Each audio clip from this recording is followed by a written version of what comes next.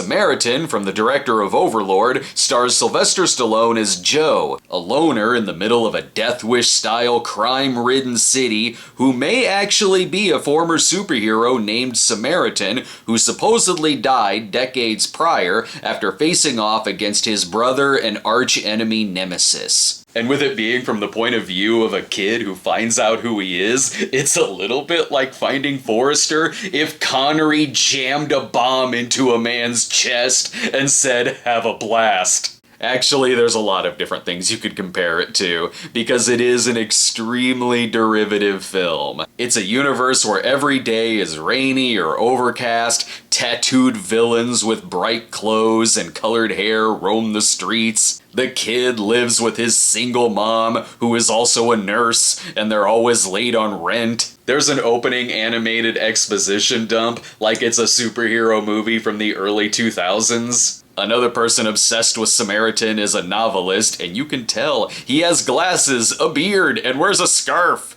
The kid witnesses a murder at one point, like it's Cop and a Half. And his relationship with Joe is a little like Last Action Hero, only without the satire. He even says a Jack Slater line at one point. So yes, the movie isn't perfect, and it's a bit too familiar to a fault, but I still had a good time. It is kind of awesome seeing Stallone play an aging superhero. He's very good in this. He nails the grumpiness and the humor. He and the kid are good together. Yeah, he says a lot of cheesy one-liners, but it's Stallone, so of course he nails it. I do like how divided the city is too, between people who idolize the hero of the past, Samaritan, and those who idolize the villain, Nemesis, to where over the course of the movie the streets get overrun with pure anarchy. Even though there's very familiar characters in this, the actors do a good job. The kid Sam is very likable. They don't go out of their way to make him annoying or anything like that. He just seems like a regular kid who meets his hero. Yes, the villain looks like every other villain from an 80s and 90s action movie. Had this been made back then, he probably would have been played by Kiefer Sutherland. But Pilou Asbæk is having a lot of fun in this role, and he goes delightfully over the top in some scenes,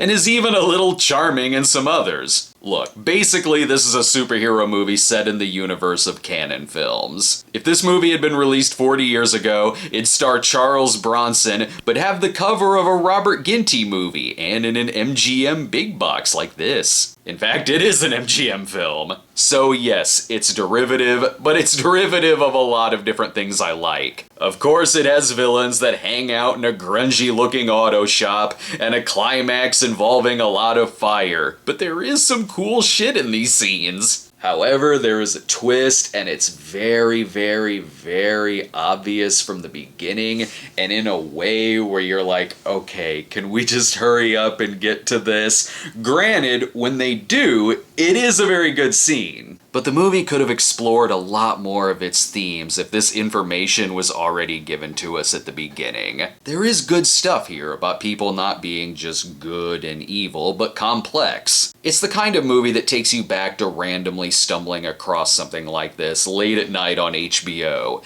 And if that's your cup of tea, like it is mine, you'll get some throwback entertainment out of it. I'll give it a B-. I wish the script was punched up a lot more to make it way more fresh than it is, and with its own unique voice, like VFW did for instance. But it is entertaining, and it's right at home on streaming. I watched it in the morning, and it was a fun way to start my day. Let us know what you thought of the movie below, and check out a couple of Cinema Snob shorts I posted, and we'll see you next time.